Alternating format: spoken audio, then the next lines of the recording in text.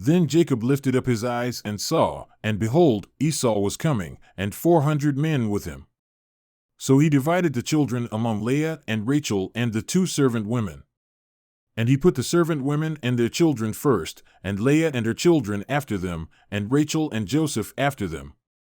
But he himself passed on ahead of them and bowed down to the ground 7 times, until he came near to his brother. Then Esau ran to meet him and embraced him and fell on his neck and kissed him, and they wept.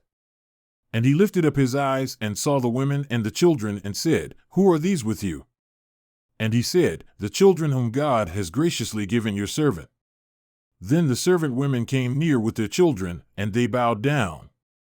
Leah likewise came near with her children, and they bowed down, and afterward Joseph came near with Rachel, and they bowed down. And he said, "What do you mean by all these camps which I have met?" And he said, "To find favor in the sight of my Lord." But Esau said, "I have plenty, my brother, let what you have be your own." And Jacob said, "No, please, if now I have found favor in your sight, then take my present from my hand, for I see your face as one sees the face of God, and you have received me favorably. Please take my blessing which has been brought to you, because God has dealt graciously with me, and because I have everything."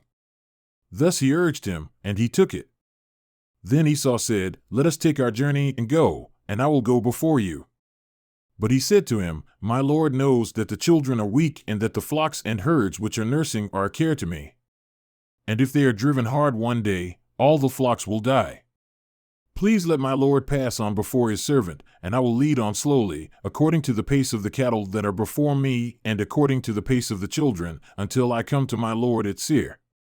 Then Esau said, "Please let me leave with you some of the people who are with me." But he said, "Why do this? Let me find favor in the sight of my Lord." So Esau returned that day on his way to Seir. But Jacob journeyed to Succoth and built for himself a house and made booths for his livestock, therefore the place is named Succoth. Now Jacob came safely to the city of Shechem, which is in the land of Canaan, when he came from Paddan Aram, and he camped before the city. Then he bought a portion of a field where he had pitched his tent from the hand of the sons of Hamor, Shechem's father, for 100 kesita. Then he set up there an altar and called it El Elohe Israel,